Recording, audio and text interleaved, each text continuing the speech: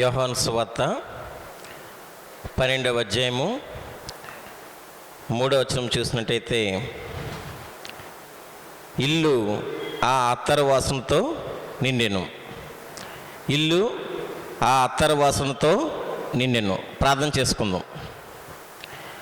ప్రేమగల మా ప్రభా, ఈ యొక్క రాత్రికాల సమయం ముందు మేమందరం కూర్చుని ప్రభా, నీ సన్నిధికి వచ్చి నిన్ను ప్రార్థించే కృప ఇచ్చిందేమో నీకే వందనాలు చెల్లించుకుంటున్నాం ప్రభా. ఈ యొక్క శ్రమ కాల మండలను జ్ఞాపకం చేసుకుంటూ ప్రభా, నీ వాక్యాన్ని ధ్యానించుకొనిచుండగా నీ కృప చొప్పున మమ్మల్ని కన్నించుకొని వచ్చినాం ప్రభా.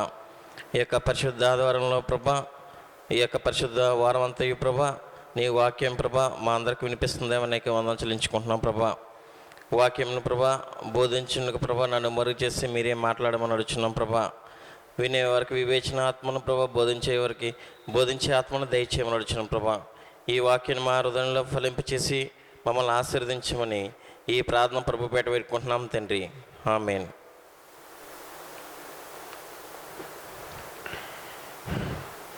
ఈ యొక్క వాక్య భాగము 4 సువార్తలలో కూడా వ్రాయబడి ఉన్నదండి.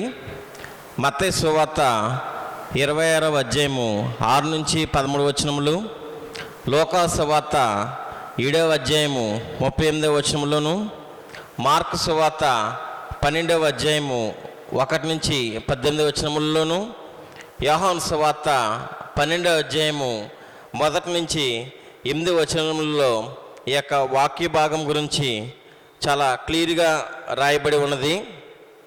యేసుక్రీస్తు వారు శిలువ మరణమునకు ముందుగా, అంటే శిలువ మరణమునకు అప్పగించబడబోనట్టు ముందుగా ఆయన బేతనీయకు పస్కా పండుగకు ముందుగా వచ్చారండి. అక్కడ యేసునకు విందు చేశారు. లాజరు కూడా అక్కడ ఉన్నారు. మార్త పరిచర్య చేస్తూ ఉంది. మరియా అత్తరుతో ఆయన్ను అభిషేకించింది. అప్పుడు ఇల్లు అత్తరు వాసనతో నిండెను. యేసుక్రీస్తు వారు పస్కా పండుగకి 6 రోజుల ముందుగా యొక్క బేతనీ గ్రామం వచ్చారు. బేతనీ గ్రామం గూర్చి యోహాను సువార్త 11వ అధ్యాయంలో చాలా విపులంగా దేవుని వాక్య భాగంలో మనం చూడవచ్చు. ప్రభు అయినటువంటి యేసుక్రీస్తు వారు 8 పర్యాయములు బేతనీను సందర్శించినట్లు లేఖనంలో రాయబడి ఉంది. యేసుక్రీస్తు వారు ఉదయకాలం ముందు యెరూషలేమునకు వెళ్ళి అక్కడ రోగులను స్వస్థపరిచి ప్రార్థించి అదేవిధంగా అందరికీ కూడా బోధించి సాయంకాలమున బేతనీకి వచ్చి అక్కడ విశ్రాంతి తీసుకునేవారు. బేతనీ అంటే అంజూరపు పండ్ల ఇల్లు అని అర్థం.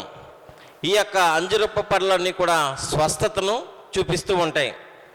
అంజూరపు పండ్లు సాధారణంగా ఆ రోజుల్లో విందులకు అదేవిధంగా ఆరోగ్యానికి కూడా ఉపయోగిస్తూ ఉండేవారు. అంజూరపు పండ్లు పెద్ద పెద్ద వివాహాలలో, పెద్ద పెద్ద ఫంక్షన్లో అతిథులకు ఈ యొక్క పండ్లను సర్వ చేసేవారట. కాబట్టి అంజూరపు పండ్లకు అంత విధిస్తూ ఉంది. అదేవిధంగా బేతనీ గ్రామానికి కూడా అంత ప్రత్యేకత ఉన్నది.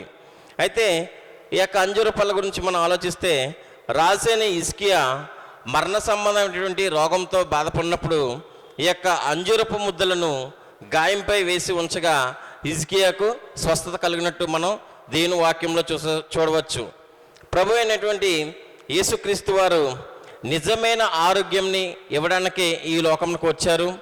పాడైనటువంటి మన బ్రతుకులను బాగు చేయడానికి ఒక మార్గం చూపించడానికి ఆయన ఈ లోకంలోకి వచ్చారు. పస్కా పండుగకు ముందుగా ఆయన బేతనీకి వెళ్ళి మనం చూస్తూ ఉన్నాము. అయితే ఈ వాక్యంలో ఇల్లు ఆ అత్తర వాసనతో నిండెను అని మూలాంశంగా మనం చూసుకున్నట్లయితే, ఏ ఇల్లు అత్తర వాసనతో నిండెను? మార్కు సువార్త 14వ అధ్యాయము 3వ వచనం చూసినట్లయితే, మార్కు సువార్త 14వ అధ్యాయం 3వ వచనము, ఆయన బేతనీలోని కుష్ఠరోగి అయిన సీమోని ఇంట భోజనమునకు కూర్చుండినప్పుడు ఏ ఇంటి వద్ద యేసు భోజనం చేయడానికి సిద్ధపడ్డారో గమనించండి. కుష్ఠరోగి అయినటువంటి ఆ యొక్క సీమోను ఇంటి వద్ద ఆయన భోజనంకి కూర్చున్నాడు. రాజులకు రాజు దైవ కుమారుడైనటువంటి యేసుక్రీస్తు వారు ఎక్కడ బస చేశారో, ఎక్కడ నివాసం ఉంటున్నారో ఆలోచన చేస్తే కేవలము కుష్ఠరోగైనటువంటి సీమోని ఇంటి వద్ద ఆయన భోజనము కూర్చున్నటువంటిది చాలా ఆశ్చర్యకరం. సాధారణంగా మనం ఎవరైనా సరే భోజనానికి పిలిచారనుకోండి, ఎవరైనా గొప్పవాళ్ళు కానీ లేదా ఎవరన్నా కొంచెం కీర్తి ప్రతిష్టలు ఉన్నవారు కానీ పిలిస్తే మన వాళ్ళ ఇంటికి భోజనానికి వెళ్తాం. అంతేగాని ఎవరైనా వ్యాధిగ్రస్తులు మనకు భోజనానికి పిలిచారంటే మనం ఆ ఇంటికి వెళ్ళగలమండి? వెళ్ళలేము. కానీ ఇక్కడ యేసుక్రీస్తు వారు ఎవరైతే బాధపడుతున్నారో, ఎవరైతే వ్యాధితో సతమతమవుతున్నారో, ఎవరైతే దరిద్రంతో ఉన్నారో, ఎవరైతే లేమితో ఉన్నారో వాళ్ళ ఇంటికి వెళ్ళి ఆయన రాజుల రాజులైనటువంటి యేసుక్రీస్తు వారు ఆ ఇంటికి భోజనంకి వెళ్ళడం మనం చూస్తూ ఉన్నాం. ఆ ఇంటి వారితో ఆయన సహవాసం ఉన్నట్లుగా దేవుని వాక్యం చూస్తున్నాం. ఈ లోకంలో దరిద్రులు చాలామంది ఉన్నారు, పేదవారు ఉన్నారు, వ్యాధులతో బాధపడుతువారు ఉన్నారు. వారు సిగ్గుపడకుండా దేవుణ్ణి పిలాలంటే ఈ వాక్యం ద్వారా తెలుసుకుని ఖచ్చితంగా దేవుణ్ణి మనం హృదయంలోనికి, అదేవిధంగా మన ఇంటిలోనికి కూడా ఆహ్వానించవచ్చు. ఎందుకంటే చాలామంది ఆలోచిస్తుంటాం, అయ్యో దేవుని పిలిస్తే ఆయనకి భోజనం పెట్టలేమో, సరిగ్గా వస్త్రం ఇవ్వలేమేమో, మేము దీనస్థితిలో ఉన్నాము, ఆయన చూడగలమా అని రకరకాలుగా బాధపడవచ్చు. కానీ ఆయన పేదల దగ్గరికే, దరిద్రుల దగ్గరికే, దేవుడు మీ దగ్గరికే వస్తానని ఈ యొక్క వాక్యం ద్వారా చెప్తున్నారు. కాబట్టి మీ ఇంట నన్ను చేర్చుకుంటే నేను ఖచ్చితంగా మీ ఇంటికి వస్తానని ఈ రాత్రి దేవుడు మనతో మాట్లాడుతున్నాడు. కాబట్టి మీ ఇంట నన్ను చేర్చుకోవాలి, నేను మీ దగ్గరికి వస్తానని దేవుడు చెప్తూ ఉన్నారు. అయితే చాలామంది ఈ విషయాలు తెలియజేసుకోకుండా, ఎదుటి వారి యొక్క భావాలను అర్థం చేసుకుండా వారితో సంబంధాలను కొనసాగించడం కొద్దిలో కోల్పోతూ ఉంటారు. ఏ విధంగానంటే ఒక చిన్న పాప 2 చేతులతో కూడా 2 యాపిల్స్ని పట్టుకొని ఉందంట. అది చూసినటువంటి ఆ పాప తల్లి నవ్వుతూ, నాకు కూడా ఒక యాపిల్ ఇవి తల్లి అని వాళ్ళ పాపని గారాభంగా అడిగిందట. అడిగితే ఆ చిన్న పాప వెంటనే యాపిల్ని, ఒక చేతుల్లో నుండి యాపిల్ని కొరికి ఎంగిలి చేసిందట. సరే, తల్లి ఏమనుకుందంటే 2వ యాపిల్ని ఇస్తుందనుకుని ఆశగా ఆ యాపిల్ వంక చూసిందట. అయితే ఆ పాప మళ్ళీ ఏం చేసిందంటే ఆ 2వ చేతిలో ఉన్న యాపిల్ కూడా మళ్ళీ కొరికి ఎంగిలి చేసిందట. అప్పుడు ఆ తల్లి, అయ్యో నా పాపకే ఎంత స్వార్థం ఏమిటి, నేను యాపిల్ని అడిగితే నాకు యాపిల్ ఇవ్వలేదని మనసులో బాధపడుతూ వెళ్ళిపోతుందట. వెళ్ళిపోతుంటే ఆ చిన్న పాప ఆ తల్లిని చూసి, అమ్మ ఈ 2 యాపిల్లో ఈ యాపిల్ తీయగా ఉన్నది, ఈ యాపిల్ తీసుకోమా అన్నదట. ఈ 2 యాపిల్లో ఈ యాపిల్ తీపిగా ఉంది, స్వీట్గా ఉంది కనుక ఈ యాపిల్ తీసుకో అందట. అప్పుడు వెంటనే వాళ్ళ యొక్క అమ్మ తల్లి మనసు తలదిడిపోయి, అయ్యో నా కూతురా స్వీట్గా ఉన్న యాపిల్ నాకు ఇస్తున్నామని సంతోషంతో చాలా బాధపడిందంట, తన కూతుర్ను మిస్అండర్స్టాండింగ్ చేసుకున్నందుకు. కాబట్టి ఈ రీతిలో మనం దేవుని చేర్చుకోవడంలోని, దేవుని యొక్క పరిచారకులను చేర్చుకోవడంలోని మిస్అండర్స్టాండింగ్ చేసుకుని మనం ఇంటిలోనికి ఆహ్వానించలేకపోతున్నామా అని ఆలోచన చేయాలి. మన జీవితం ఎప్పుడు ఇలా ఉంటే మనం ఎప్పుడు కూడా స్వీట్ హోమ్గా మన ఇల్లు ఉండదు. కాబట్టి మనం ఎప్పుడైతే మనం దేవుణ్ణి ఆహ్వానించగలుగుతామో మన ఇంటికి, అప్పుడు ఆటోమేటిక్గా మనకి స్వీట్ హోమ్గా మన యొక్క గృహం అనేది మారుతూ ఉంటుంది. మార్కు సువార్త 14వ అధ్యాయము 3వ వచనం చూసినట్టయితే, మార్కు సువార్త 14:3, ఒక స్త్రీ మిక్కిలి విలువ గల అచ్చటమాంసి అత్తరు బుడ్డి తీసుకొని వచ్చి ఆ అత్తరుని బుడ్డి పగలగొట్టి ఆ అత్తరును ఆయన తల మీద పోసెను. ఆ ఇల్లు ఆ అత్తర వాసనతో ఎందుకు నిండిందో ఈ యొక్క వాక్య భాగంలో మనం చూడవచ్చు. ఆ స్త్రీ అత్తరును ప్రభువు తల మీద పోసినది, ఆయన్ని అభిషేకించింది. అభిషేకించటం అంటే ప్రత్యేకపరచుట, మామూలు స్థితిలో నుండి ఉన్న స్థితికి మార్చుట, ఒక ప్రత్యేకమైనటువంటి వ్యక్తిగా గుర్తించుట. రాజులను, యాజకులను, ప్రవక్తలను, ప్రభువులను ప్రతిష్ఠించేటప్పుడు అభిషేకించడం అనేది దేవుని యొక్క వాక్యభాగంలో వాడుకగా వస్తున్నట్టు మనం చూడవచ్చు. ఎందుకంటే నిర్గమాకాండంలో తైలంతో సాక్షపు గుడారాన్ని, మందసం బలని, దీపక వృక్షాన్ని, అలాగే గంగాలాన్ని అభిషేకించినట్లు నిర్గమాకాండంలో మనం చూడవచ్చు. అదేవిధంగా ఎవరైనా అభిషేకిస్తారంటే అలాగే యాజకుల్ని రెవరెండ్ బిరుదుతో నామకరణం చేసినప్పుడు యాజకులను కూడా అభిషేకిస్తూ ఉంటారు. మొదటి సమూయేలు గ్రంథము 16వ అధ్యాయము 13వ వచనం చూసినట్లయితే, మొదటి సమూయేలు గ్రంథము 16వ అధ్యాయము 13వ వచనం చూసినట్లయితే, అందుకు సమూయేలు తైలపు కొమ్ము తీసి వాని సహోదరి ఎదుట వాని అభిషేకం చేసును. నాటి నుండి యెహోవా ఆత్మ దావీదు మీదకి బలముగా వచ్చును. చాలండి. దావీదును తైలపుకంతో సమూయేలు అభిషేకించి దావీదును ప్రత్యక్షపరిచాడు. మామూలు స్థితిలో ఉన్నటువంటి దావీదు ఉన్న స్థితికి మారటకు ఇదే కారణం. ప్రత్యేకమైనటువంటి ఆ తైలపుకంతో దావీదును అభిషేకించగానే దావీదు ఉన్న స్థితికి మారడం మనం చూస్తున్నాం. ఎప్పుడైతే దావీదు అభిషేకించబడ్డాడో దేవుని యొక్క ఆత్మ దావీదు మీదకు బలంగా వచ్చింది. అప్పుడే దావీదు రాజుగా మారి పరిపాలన అంతా కూడా చూసినట్లు మనం చూస్తూ ఉన్నాం. కాబట్టి ఇక్కడ ప్రధానంగా గమనించవలసింది ఏంటంటే, కేవలము మనం దేవునికి ఇస్తే సరిపోదు, కానీ సమర్పణతో దేవునికి ఇవ్వాలి అని దేవుని వాక్యం చెప్తుంది. కాబట్టి ఇక్కడ ఆ స్త్రీ అత్తరును సమర్పణతో దేవునికి ఇచ్చి దేవుణ్ణి అభిషేకించడం చేయడం అనేది చాలా ముఖ్యంగా మనం చూడవచ్చు. ఎందుకంటే సమర్పణకు అర్పణకు కూడా చాలా తేడా ఉంది. అర్పణ అంటే థింగ్స్కి సంబంధించింది, డబ్బులు కానీ, వస్తువులు కానీ, లేదా ఫ్యాన్లు కానీ, లైట్లు కానీ, కుర్చీలు కానీ, రకరకాలటువంటి థింగ్స్ సంబంధించినవన్నీ కూడా అర్పణగా మన దేవునికి ఇస్తూ ఉంటాం.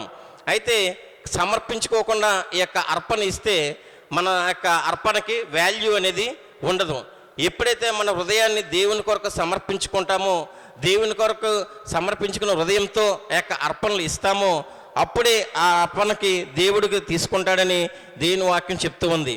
కాబట్టి ఆ స్త్రీ సమర్పణతో ఆ తైలమును దేవునికి సమర్పించడం మనం చూస్తూ ఉన్నాం. ఆ సమర్పణతో అత్తరు యేసు మీద పోయిగా అత్తరు వాసన ఇల్లంతా వ్యాపించింది. సమర్పణ లేకుండా మన కుటుంబంలో చూసినట్టయితే మన ఇల్లు అంతా కూడా వాసన లేకుండా దుర్గంధంతో ఉంటుంది. కేవలం అర్పణలు ఇస్తున్నంత మాత్రాన మన ఇల్లులో సువాసన అనేది రాదు. మనం సమర్పించుకుంటేనే, మన హృదయాన్ని మనం సమర్పించుకుంటేనే మన ఇల్లు సువాసనతో వెదజల్లుతుందని ఈ వాక్య ద్వారా మనం తెలుసుకోవచ్చు. అలాగే సీమోని ఇల్లు అత్తర వాసనతో, సువాస వాసనతో, పరిమళ వాసనతో నిండిపోయింది. ఎందుకు? ఆ స్త్రీ సమర్పణతో యేసుని అభిషేకించడం వల్ల. కాబట్టి ఆ స్త్రీ అత్తరుతో అభిషేకించడం వల్ల ఆ ఇల్లంతా కూడా సువాసనతో నిండిపోయింది. కాబట్టి ఇటువంటి విలువైనటువంటి అత్తరును ఆ స్త్రీ దేవునికి సమర్పించడం మనం చూస్తూ ఉన్నాం. అయితే విలువైనది ఈ అత్తరును చాలా వివాహాల్లో కానీ, పెళ్ళిళ్ళలో కానీ, పెళ్లి కుమారుడికి కానీ, పెళ్లి కూతురికి కానీ ఈ విలువైనటువంటి అత్తరును ఉపయోగిస్తారు. ఆ స్త్రీ అత్తరు కొన్నదంటే తన దగ్గర ఉన్న దాచుకున్న సొమ్మంతా కూడా ఆ అత్తరు కొన్నట్టు మనం చూస్తూ ఉన్నాం. ఎందుకంటే ఆ అత్తరు 300 దేనారములు విలువ కలిగినది. అంటే ఈ రోజుల్లో దాదాపు 2 లక్షల రూపాయల వరకు కలిగినటువంటి అత్తరును ఆ స్త్రీ తన దగ్గర ఉన్నదంతా కూడా పోగు చేసుకుని ఈ అత్తరు ప్రభువు కొరకు కరిగింది. మనకు ఒక 10,000 రూపాయలు వచ్చినట్లయితే 1,000 రూపాయలు మనం దేవునికి ఇస్తాం. కానీ మిగతా 9,000 మన సొంత ఖర్చులకి కానీ, మన కుటుంబ అవసరాలకు కానీ మనం ఉపయోగించుకుంటాం. కానీ ఈ స్త్రీ తన కష్టార్జితం అంతా, తను దాచుకున్నదంతా కూడా ప్రభువు కొరకే చెల్లించినట్లు వాక్యం ద్వారా మనం చూస్తూ ఉన్నాం.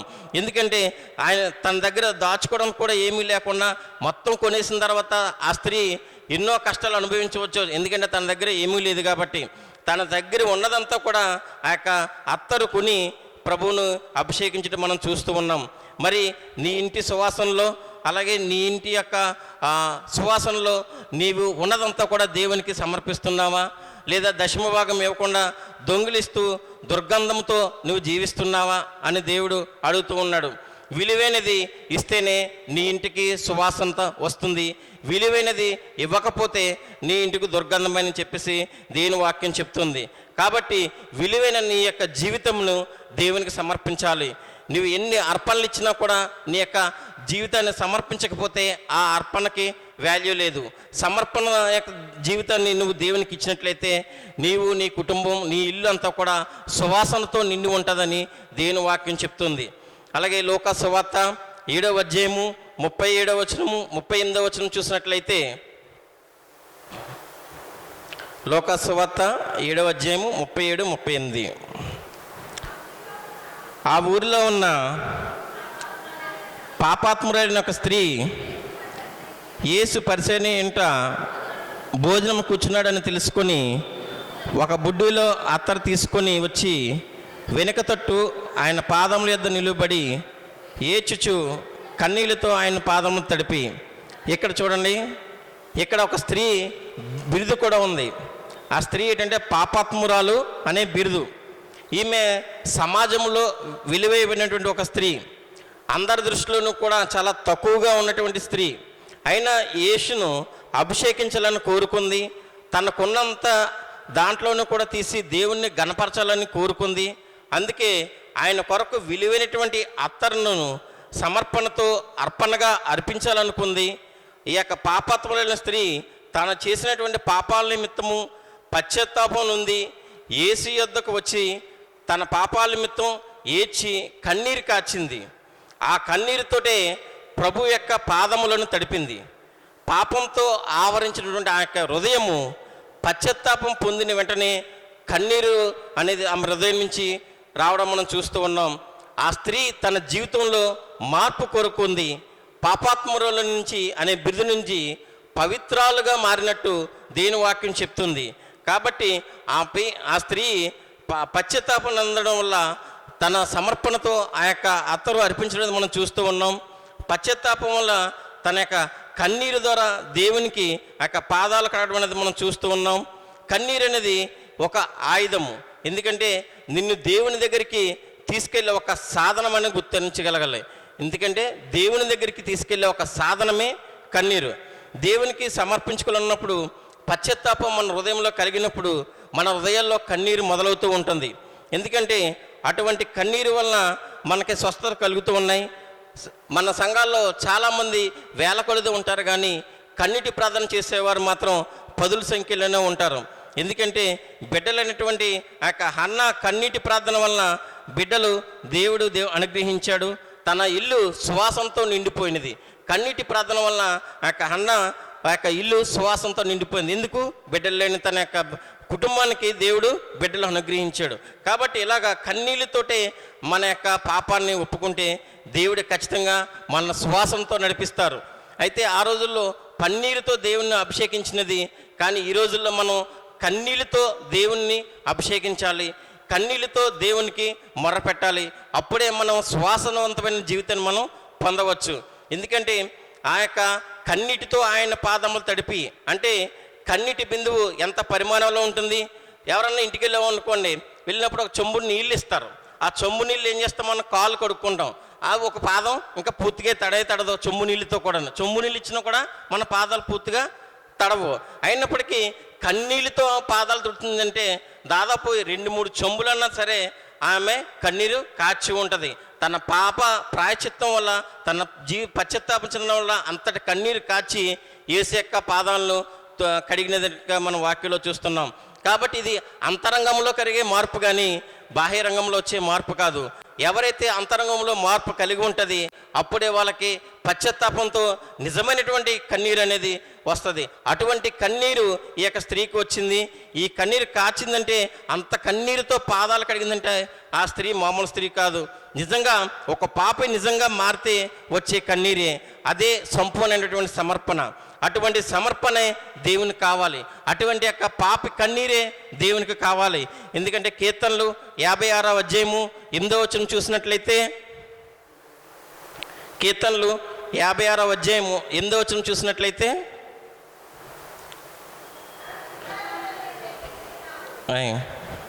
నా కన్నీళ్ళు నీ బుడ్డల్లో నుంచబడి ఉన్నవి, అవి నీ కవలిలో కనబడును కదా. అంటే మనం విడిచిన కన్నీళ్ళు ఆయన దగ్గరకు చేరుతూ ఉన్నాయి. ఒక పాపి పశ్చాత్తాపంతో కాచిన కన్నీళ్ళు ఆయన దగ్గరికి వెళ్ళబడుతూ ఉన్నాయి, దాచబడుచున్నాయి. ఇక్కడ కవలి అంటే పుస్తకం అన్నమాట. పుస్తకం అంటే జీవగ్రంథం. మన కాచిన కన్నీళ్ళు, పాపి పశ్చాత్తాపంతో కాచిన కన్నీళ్ళు అన్నీ కూడా జీవగ్రంథంలో లెక్కించబడతాయని దావీదు కీర్తనాకారుడు చెలవిస్తూ ఉన్నాడు. కాబట్టి పాప యొక్క కన్నీరు ఎంతో విలువైనది. అటువంటి కన్నీరుతో దేవుని యొక్క పాదాలు కడిగింది. అప్పుడు ఆ ఇల్లంతా కూడా సువాసనతో నిండిపోయింది. నీ ఇల్లు సువాసనతో నిండాలంటే నువ్వు కన్నీటి ప్రార్థన నువ్వు చేస్తున్నావా? నీ యొక్క వ్యక్తిగత జీవితంలో కన్నీటి ప్రార్థనతో దేవుణ్ణి అడుగుచున్నావా? అప్పుడే నీవు, నీ కుటుంబం, నీ ఇల్లు అంతా కూడా సువాసనతో నిండుతుంది.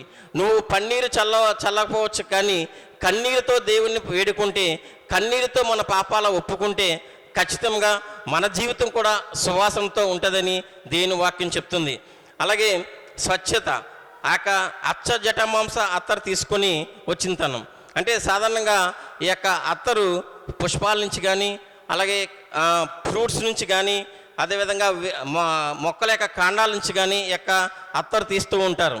కానీ ఈ యొక్క అచ్చజటమాంస అత్తరు ఆ స్త్రీ తెచ్చినట్లు దేవుని వాక్యం చెప్తుంది. అచ్చజటమాంస అత్తరు అంటే అదొక విత్తనం, సీడ్ అన్నమాట. విత్తనం నుంచి తీయబడినటువంటి ఆ యొక్క అత్తరు చాలా స్వచ్ఛమైనది, కల్తీ లేనిదటువంటి అత్తరు. అటువంటి కల్తీ లేనటువంటి అత్తరు ఆమె దేవునికి అర్పించింది. నిజమే, ఈరోజు యొక్క మన జీవితాలు ఎలా ఉంటున్నాయి? కల్తీ కలిగిన జీవితాలు మనం ఉంటున్నామా, లేక మనం స్వచ్ఛంగా ఉంటున్నామా అని ఆలోచన చేయాలి. స్వచ్ఛమైనటువంటి జీవితాన్ని కలిగి ఉంటే మన అర్పణ ఖచ్చితంగా దేవుని దగ్గరికి వెళుతుంది. కల్తీ కలిగిన జీవితం మనం కలిగి ఉంటే మన యొక్క అర్పణ వేస్ట్ అయిపోతుందని చెప్పేసి దేవుని వాక్యం చెప్తుంది. కాబట్టి స్వచ్ఛమైనదిగా ఉండాలంటే, ప్యూర్గా నువ్వు ఉండాలంటే సమర్పించుకోవాలి. మొదటగా నువ్వు యొక్క స్వచ్ఛందంగా ఉండి, నువ్వు స్వచ్ఛంగా ఉండి దేవునికి సమర్పించుకుంటేనే ఆ యొక్క నువ్వు ఒక సువాసనతో వర్ధిల్లగలవని దేవుని వాక్యం చెప్తుంది. ఈ రోజుల్లో చూసినట్టయితే వస్తువుల్లో కానీ, పానీయాల్లో కానీ, పొడుల్లో కానీ, తినే ఆహారంలో కానీ అన్నిట్లోనూ కూడా కల్తీ జరుగుతూ ఉంది. ఈ యొక్క కల్తీ జరుగుతూ ఉంటుంది.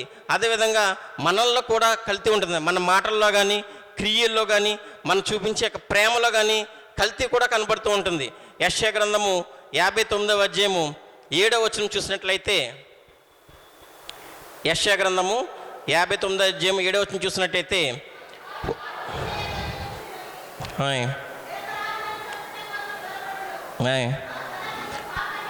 వారి తలంపులు పాపహితకమైన తలంపులు, పాడును నాశనమును వారి త్రోవలో ఉన్నవి. చూడండి, ఇక్కడ మన తలంపులు ఎంత కల్తీ ఉన్నవో, మన యొక్క జీవితము ఎంతలా నాశనం అవుతున్నదో మనం చూసినట్లయితే దీనిలో కనిపిస్తుంది. మన ఆలోచనలు, తలంపులు అన్నీ కూడా పాడును నాశనము మార్గంలో ఉన్నాయి. మన పాపపు ఆలోచనలు విడిచిపెడితేనే కానీ మనం ప్యూర్గా మనం మారలేము, స్వచ్ఛతగా మనం ఉండలేము. మన మాటలు, తలంపుల్లో కూడా స్వచ్ఛత లేదు. మాటల్లో స్వచ్ఛత లేదు.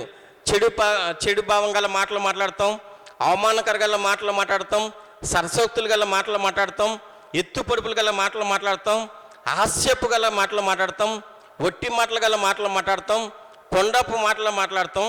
ఇలా మాట్లాడుతూ మన అంతరంగం అనేది స్వచ్ఛత లేకుండా దుర్గంధాన్ని వెలదజిల్లే మాటలు మనం మాట్లాడుతూ ఉన్నాం.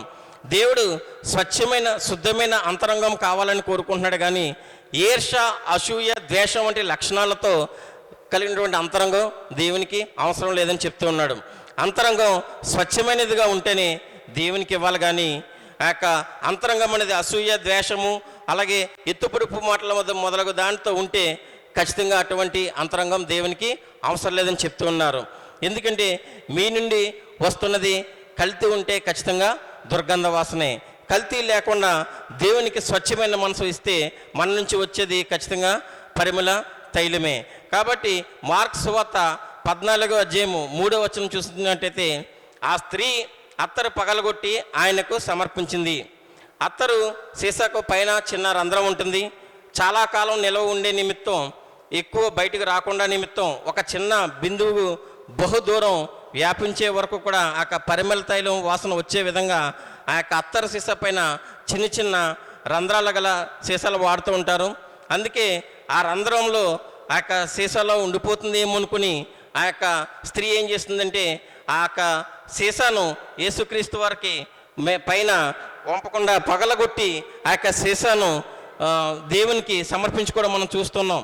ఎందుకంటే ఆ సీసా పైన వేస్తే ఆ రంధ్రం ద్వారా ఒక్కో చుక్క పడి ఇంకా సీసాలో కొన్ని చుక్కలు ఉండిపోతాయేమో, అవి పూర్తిగా దేవునికి చెందవేమో అని ఆలోచించి మొత్తం యొక్క అత్తరు సీసా యొక్క మూత మొత్తం పొగలగొట్టి ఆ యొక్క సీసాను దేవునికి సమర్పించింది. ఒక్క చుక్క నేను తన కోసం కానీ, తన కుటుంబం కోసం కానీ, ఇతరుల కోసం కానీ ఆ యొక్క అత్తరు ఉంచుకోకుండా మొత్తం అంతా కూడా దేవునికి ఇచ్చి తన ఇంపైన సువాసన గల స్త్రీగా ఇక్కడ కనబడుతూ ఉన్నది. కాబట్టి అటువంటి సువాసన గల స్త్రీగా మన జీవితాన్ని మనం మార్చుకుంటున్నామా? మనం ఇంకా దాచుకుంటున్నామేమో. మన పాపానంతా కూడా కడిగి వేసుకుని పూర్తిగా శుద్ధులుగా కమ్మని దేవుని వాక్యం చెప్తుంది. ఇంకనూ కూడా మన పాపం దాచుకున్నట్లయితే మనం ఖచ్చితంగా దుర్గంధాన్ని వెదిజిల్లే అవకాశం ఉంటుంది. కాబట్టి మనందరూ కూడా పరిమళభరితంగానే ఉండాలని దేవుడు ఆకాంక్షిస్తూ ఉన్నాడు. యోహాను సువార్త 12వ అధ్యాయము 3వ వచనం చూసినట్లయితే, అప్పుడు మిక్కిలి విలువ కలిగిన అచ్చజటామాంస అత్తరు ఒక సేరున్నర ఎత్తు తీసుకొని వచ్చి యేసు పాదములకు పూసి తల వెంట్రుకలతో ఆయన పాదములను తుడిచెను. ఆ ఇల్లు అత్తర వాసనతో నిండెను. ఆడవారు సాధారణంగా జుట్టుకు విలువిస్తూ ఉంటారు. ఎంత జుట్టు ఉంటే అంత గొప్ప. ఎందుకంటే సాధారణంగా కాలేజీల్లో కానీ చూసినట్టయితే ఏం మాట్లాడుకుంటే ఇద్దరు ఆడవాళ్ళు, నీ జుట్టు ఎంత పొడవుంది, నా జుట్టు ఎంత పొడవుంది, ఇలా మాట్లాడుకుంటారు. ఎందుకంటే ఎంత జుట్టు పొడవు ఉంటే అంత గొప్ప అన్నమాట ఆడవాళ్ళకి. అటువంటి ఆ జుట్టుని ఆడవాళ్ళకి చాలా ఇష్టం. ఆ జుట్టుకి ఏం చేస్తారో చక్కగా రోజు కూడా ఆయిల్ రాస్తారు, అదేవిధంగా సంపంగి నూనెలు పెడతారు, అదే క్లిప్పులు పెడతారు, హెయిర్ పిన్స్ పెడతారు, ఫ్లవర్స్ పెడతారు, రకరకాలుగా జుట్టును అలంకరిస్తూ ఉంటారు. అయితే ఇటువంటి జుట్టును ఆ యొక్క స్త్రీ ఏం చేసిందంటే ఆయన పాదములను తుడిచెను. తన తల వెంట్రుకలతో యేసుక్రీస్తు వారి యొక్క పాదములను తొడడం మనం చూస్తూ ఉన్నాం. ఇది విధేయతతో కూడినటువంటి పరిచర్య. ఎవరైనా సరే తలను మనం ముట్టుకుంటే తలమ చేతి అంటాం. ఎందుకంటే జుట్టు చెరిపోద్దేమో, జుట్టుకి చాలా ఇంపార్టెన్స్ ఇస్తాం. కానీ ఈ స్త్రీ ఏం చేస్తుంది, తను అపురూపంగా చూసుకుంటున్న తల వెంట్రుకలతో ఆయన యొక్క పాదాలను తుడిచిందట. కాబట్టి ఇది విధేయతతో కూడినటువంటి పరిచర్య. ఆ విధంగా తను తగ్గించడం వల్ల, యేసుకు లోపడడం వల్ల విధేయత కనపరుస్తూ ఆ యొక్క దేవుణ్ణి అభిషేకించడం మనం చూస్తూ ఉన్నాం. అదేవిధంగా ఎవరైతే ఈరోజు మనం చూస్తున్నామో విధేయత అనేది చాలా తక్కువగా ఉంటుంది.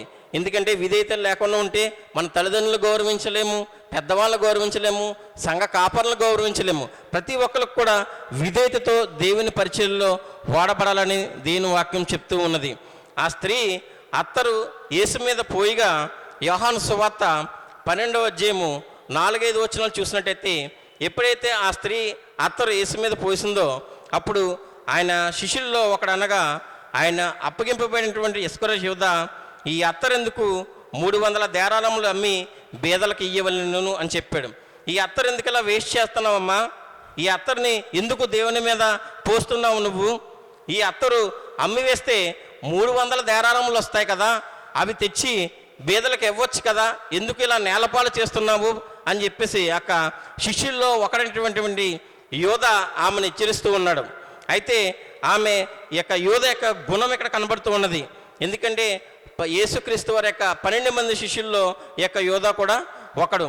ఆయన శిష్యుల్లో చాలామంది ఉన్నను, యోధా మాత్రం ఇక్కడ దొంగ బుద్ధిని చూపిస్తూ ఉన్నాడు. ఎందుకంటే ఆ శిష్యుల్లో యోధా కోశాధికారిగా ఉన్నాడు. ఎప్పుడైతే 300 దేనారములకు ఎప్పుడైతే అత్తరు అమ్మిందో, ఆ అత్తరు అమ్మి ఇతనికే కదా డబ్బులు చెల్లిస్తుంది, నా దగ్గరికి కదా డబ్బులు వస్తాయి, ఆ డబ్బుల్లో కొంత భాగాన్ని నా సొంత వాడకానికి వాడుకుంటాను అనే ఆలోచనతో, ఎందుకమ్మా అత్తరు నేలపాలు చేస్తావు దేవుని మీద పూసి, అవి అమ్మి నాకు ఇవ్వచ్చు కదా, నేను బేదలకు ఇస్తాను అని చెప్తూ ఉన్నాడు దొంగ ఆలోచనతో. కానీ ఈ రోజుల్లో కూడా అందరూ కూడా ఇలాగే ఉంటున్నారు. అందరూ కూడా యోధా మనుషులాగే ఉంటున్నారు. ఎందుకంటే యోధా అనే పేరు ఎవరన్నా పెట్టుకుంటున్నారా? యోధా అనే పేరు ఎవరు పెట్టుకోరు. ఎందుకంటే పేతురునే పెట్టుకుంటాం, లేకపోతే యాకోబుని పెట్టుకుంటాం, యేసుక్రీస్తు యొక్క శిష్యుల పేర్లు పెట్టుకుంటాం. కానీ యోధా అనే పేరు మనం పెట్టుకోం. ఎందుకంటే యోధా మోసగాడు, పైకి మంచి వాళ్ళ నటిస్తూ లోపల అన్యాయం చేసే గుణం కలిగినటువంటి వాడు యోధా. కాబట్టి ఈ అత్తరు అమ్మిన ధనంలో తను వాటా కొట్టాలని ఆమెతో అన్నట్లు మనం చూస్తున్నాం. అప్పుడు వెంటనే యేసుక్రీస్తు వారు ఆయనతో వాదించి మార్కు సువార్త 14వ అధ్యాయం 9వ వచనంలో, సర్వలోకములో ఎక్కడ సువార్త ప్రకటించబడినో అక్కడ ఈమె చేసినది జ్ఞాపకార్థంగా ప్రసంగింపబడినని మీతో నిశ్చయంగా చెప్పుచున్నానని యేసు ప్రకటించెను. కాబట్టి ఈమె అత్తరుతో నన్ను అభిషేకించింది. ఈ ఇల్లు అత్తర వాసనతో, పరిమళ వాసనతో నిండి ఉంది. మరి దేవుడున్న ఈ ఇల్లు ఈ సువాసనతో నిండింది. కాబట్టి ఈమె చేసిన ఈ పరిచర్య అంతడు కూడా ఎక్కడైతే వాక్యము ఎప్పుడైతే సర్వసమయంలో ప్రకటిస్తారో అంతా కూడా ఈమెని ప్రశంసిస్తూ ఉంటారని దేవుని వాక్యం చెప్తూ ఉన్నది. కాబట్టి ఈ యొక్క అత్తరు ఇవ్వడం ద్వారా ఆ స్త్రీ ఆ యొక్క ఇంటిని సువాసనతో నింపింది. అయితే మరి మీ ఇల్లు ఎలా ఉంది అని అడుగుతూ ఉన్నారు ఈరోజు. ఏప్రిల్ రాసిన పత్రిక 3వ అధ్యాయము 6వ వచనం చూసినట్టయితే, మీ ఇల్లు ఎలాగుంది? ఆ ఇల్లు ఆ స్త్రీ విలువ కలిగినటువంటి అత్తరుతో సంపూర్ణంగా సమర్పణతో దేవునికి అర్పించి ఆ అత్తర వాసంతో నింపింది. మరి మన ఇల్లు ఎవరు నింపుతారు? అయితే క్రీస్తు కుమారుడు ఉండి ఆయన ఇంటి మీద నమ్మకముగా ఉన్నాడు. ధైర్యమును నిరీక్షణ వల్ల ఉత్సాహం తుదముట్టకు స్థిరముగా చేపట్టేలా మనమే ఆయన ఇల్లు. ఇక్కడ చెప్తున్నాడు క్లియర్గా, మనమే ఆయన ఇల్లు. మనం ఎవరు? ఆయన ఇల్లు. ఆయన్ని నివాస స్థలముగా చేసుకొని కోరుతున్న వాళ్ళు ఎవరన్నా ఉంటే మనమే ఆయన ఇల్లు. కాబట్టి మన ఇల్లు ఎలాగున్నది అని ఈరోజు క్వశ్చన్ వేస్తూ ఉన్నాడు. కాబట్టి మన ఇల్లు ఎలా ఉండాలంటే ఆయన ఆహ్వానించే దగ్గరగా ఉండాలి. మనం ఆయన్ని ఆహ్వానించేవారుగా ఉండాలి. మన యొక్క దేహము ఆయన కొరకు ప్రయాసపడగలగాలి. మన యొక్క హృదయము సజీవయాగంగా ఆయనకి సమర్పించాలి. అప్పుడే మనము ఆయన ఇల్లుగా మనం ఉండగలుగుతామని దేవుని వాక్యం చెప్తుంది.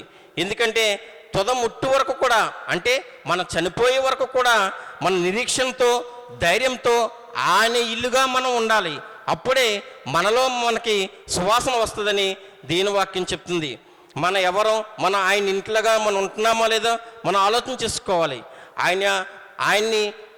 ఆయన మనం అనే ఇంట్లో నుంచి గింటి వేస్తున్నామా లేదా ఆహ్వానిస్తున్నామా అని ఆలోచన చేయాలి. మనమనే ఇంటిలో ఆయన ఆహ్వానించడానికి ఎప్పుడు కూడా మనం సిద్ధంగా ఉండాలని దేవుని వాక్యం చెప్తుంది. 1 కొరింథీయులకు రాసిన పత్రిక 3వ అధ్యాయము 9వ వచనం చూసినట్టయితే, లాస్ట్లో, మీరు దేవుని వ్యవసాయమును దేవుని గృహమునే ఉన్నారు. ఎవరు దేవుని గృహము? మనమే దేవుని గృహమునై ఉన్నాము. కాబట్టి దేవుని గృహం అంటే ఎవరో కాదు, దేవుడు ఎక్కడున్నాడు? మనలోనే ఉన్నాడు. కాబట్టి మనము దేవునికి ఆలయముగా ఉన్నాము, దేవునికి గృహముగా ఉన్నాము, మనము దేవునికి ఇల్లుగా ఉన్నాము. కాబట్టి మనం దేవుని ఆహ్వానించాలి మనలోనికి. అప్పుడే ఆయన మనలో నివసింపగలుగుతాడు. అప్పుడే మనం సువాసనతో వెదజల్లగలుగుతాం. ఎప్పుడైతే మనం హృదయాన్ని కానీ మన శరీరాన్ని కానీ ఆయనకు సమర్పించుకోలేదో ఖచ్చితంగా ఆయన మనలో ఉండడు. మనం సాతానికి నిలయముగా ఉండేటట్టు మనం మారిపోతామేమో అని ఆలోచన చేసుకోవాలి. ఎందుకంటే దేవుని ఆలయంగా చెప్పేటటువంటి మన నివాసం మన యొక్క హృదయాన్ని నిర్లక్ష్యం చేస్తున్నామేమో ఆలోచన చేయాలి. నన్ను ఆయన విలువైన రక్తంతో మనల్ని పవిత్రులుగా చేశాడు. కాబట్టి మీరు మీ దేహంతో ఆయన మహిమపరచాలి. ఆ ఇల్లు అత్తరవాసంతో ఎలా నిండి ఉందో మరి నీవు దేవునితో నిండి ఉన్నావా అని రాత్రి క్వశ్చన్ వేస్తున్నాడు. దేవుణ్ణి నివాసస్థలముగా నువ్వు చేసుకుంటున్నావా అని అడుగుతూ ఉన్నాడు. శారీరకంగా జీవించుటకు మనకి ఇల్లు అవసరమే, ఖచ్చితంగా అవసరమే. ఆ ఇంటికి మనం సున్నాలు వేసుకుంటాం, రంగులు వేసుకుంటాం, చక్కగా అలంకరించుకుంటాం. మరి ఆత్మీయంగా ఆయన మనలో జీవించడానికి మనం ఏ విధంగా రంగులు వేసుకుంటున్నాము అంటే మనం రంగులు వేసుకో అవసరం లేదు, కానీ మన హృదయాన్ని దేవునికి ఇస్తే ఆత్మీయంగా ఆయన మనలో నివసింపగోరుతాడు. అప్పుడు ఆటోమేటిక్గా మనం ఫలించి పరిమళ తైలం వలె మన యొక్క సువాసనను వెదజల్లేవారుగా ఉంటామని దేవుని వాక్యం చెప్తుంది. అయితే మనం యొక్క 40 రోజులకు కూడా చాలా భక్తి చేశాము, అలాగే ఈస్టర్ వస్తుంది, ఆ తర్వాత భక్తి అవసరం లేదు అని అనుకోకూడదు. ఎందుకంటే ఈ ఈస్టర్ అనంతరం కూడా మనం భక్తిలోనే కొనసాగాలి. ఎందుకంటే ఈ 40 రోజుల్లోనూ కూడా మన ఆత్మీయ స్థితికి కావాల్సిన వర్తమానం ద్వారా మనం మెరుగుపరుచుకున్నాం.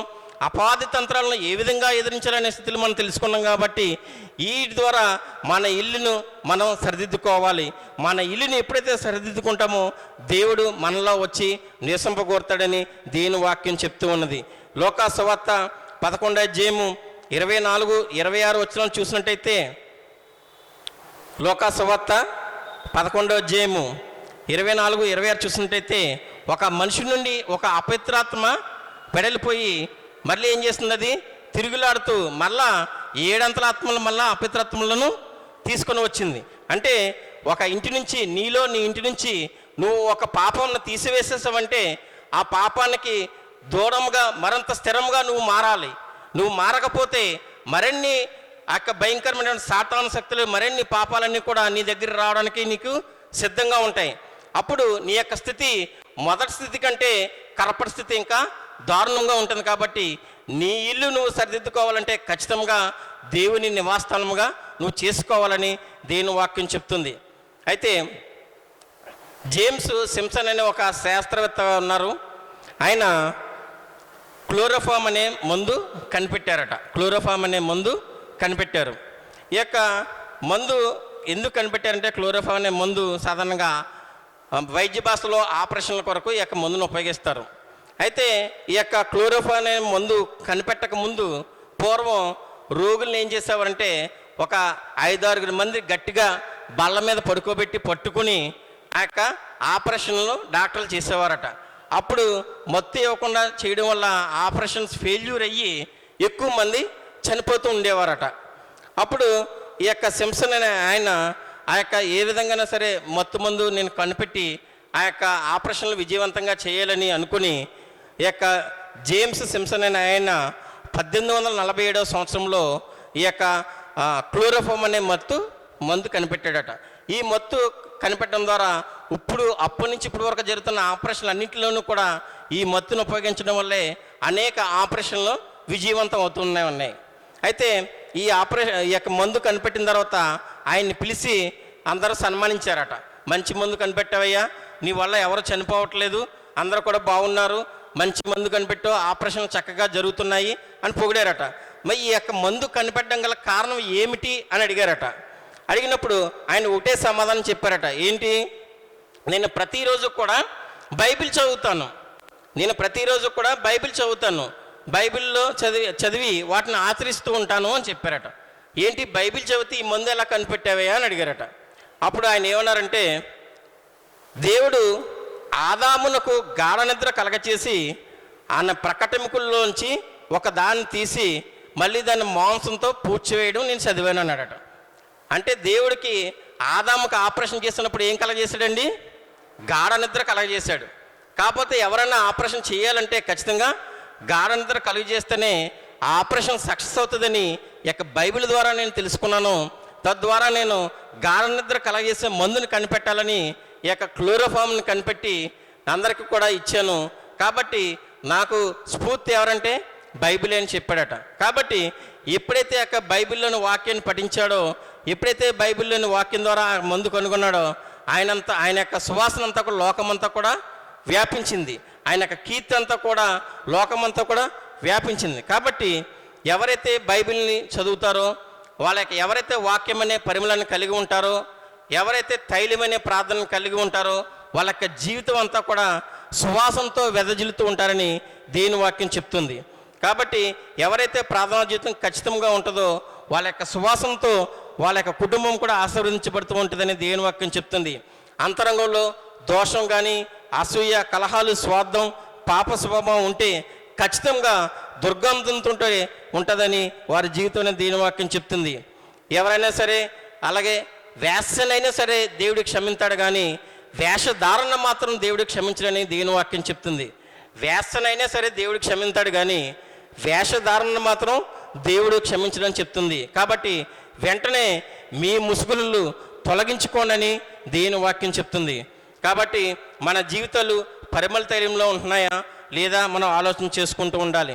అలాగే పరిశుద్ధ గ్రంథంలో 2 కుటుంబాల గురించి మనం చూద్దాం. అననీయ కుటుంబం.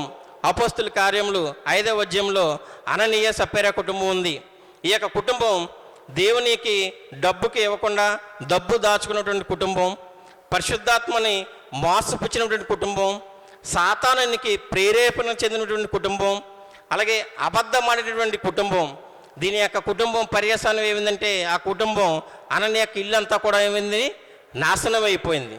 అలాగే అననీయ యొక్క దేవునికి విరుద్ధంగా ఉన్నాడు కాబట్టి సప్పేరా అననీయ కుటుంబం అంతా కూడా నాశనం అయిపోయింది. ఆ ఇల్లు దుర్గంధంతో నిండిపోయింది. అలాగే కొర్నేలు యొక్క ఇల్లు చూసినట్టయితే, కొర్నేలు అపోస్తుల కార్యంలో ఉంటుంది. కుటుంబం అంతా కూడా దేవుని యందు భయభక్తులు గల కుటుంబంతో కొర్నేలు ఇల్లు ఉంది. ఆ కొర్నేలు దేవుని కొరకు అనేక భయభక్తులు కలిగి, అలాగే విధంగా పేదవాళ్ళకి అనేక దాన ధర్మాలు చేస్తూ ఉన్నటువంటి కుటుంబం. కాబట్టి దేవుడు కొర్నేలు ఇల్లును ఏం చేస్తాడు? మంచి పరిమళ బలమైనటువంటి వాసనగా దేవుడు దీవించాడు. కాబట్టి మన కుటుంబాలు ఎలాగుంటున్నాయి? అనని ఇల్లుగా ఉంటున్నాయా, కొర్నేలు ఇల్లుగా ఉంటున్నాయా అని ఆలోచన చేసుకోవాలి. దేవుని దగ్గర మనం ప్రవర్తన ఎలా ఉంటుందో మనం ఆలోచన చేసుకోవాలి. ఎందుకంటే అనని ఇల్లుగా మనం ఉంటే ఖచ్చితంగా మన ఇల్లు నాశనమైపోతుంది. కొర్నేలు ఇల్లుగా మన ఇల్లు మార్చుకుంటే ఖచ్చితంగా సువాసనతో ఉండి మన ఇల్లు ఆశీర్వదించబడుతుందని దేవుని వాక్యం చెప్తుంది. అలాగే జక్కయ్య గురించి కూడా మనం చూసినట్లయితే జక్కయ్య ఇంటిని దేవుని దర్శించినప్పుడు ఆ ఇల్లు కూడా రక్షణలోనికి వచ్చింది.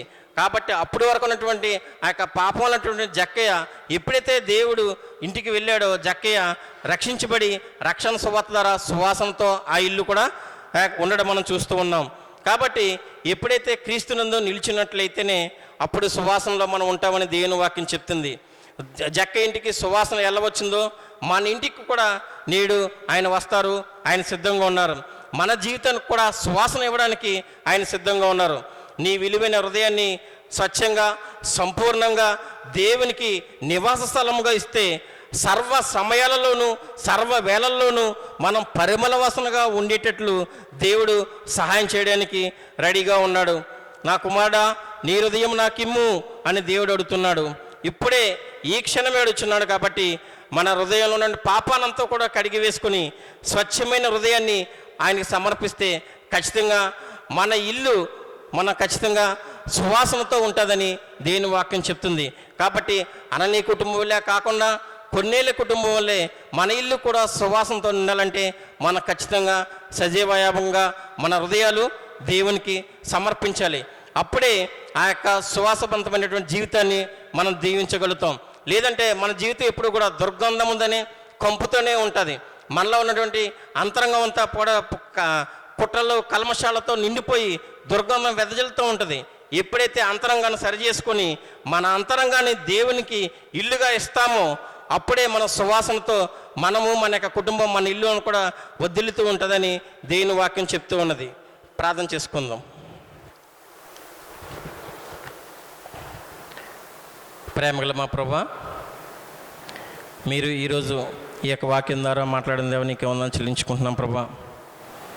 ఆ యొక్క స్త్రీ ప్రభా ఏ విధంగా నేను ప్రభా అత్తరు తీసుకొచ్చి గణపరిచిందో ప్రభా, ఆ రీతిగా ప్రభా నేను గణపరిచేవారు ఉండే భాగ్యం దయచేయమని ప్రభా. మమ్మల్ని మేము తగ్గించుకొని మా అంతరంగంలో ప్రభా అన్నీ ప్రభా పాపనంతా కూడా ఒప్పుకొని పాప ప్రాయశ్చిత్తంతో కన్నీరుతో ప్రభా నీ వద్దకు వచ్చుతున్న మేసే నీకు వందనాలు చెల్లించుకుంటున్నాం ప్రభా. మా పాపాలన్నింటినీ కడిగి శుద్ధి చేయమని నడుచున్నాం ప్రభా. స్తోత్రం ప్రభా. మేము పన్నీరు కాదు కనుక ప్రభా కన్నీరుతో నిన్ను నడుచున్నాం ప్రభా. స్తోత్రం వేసే ప్రభా.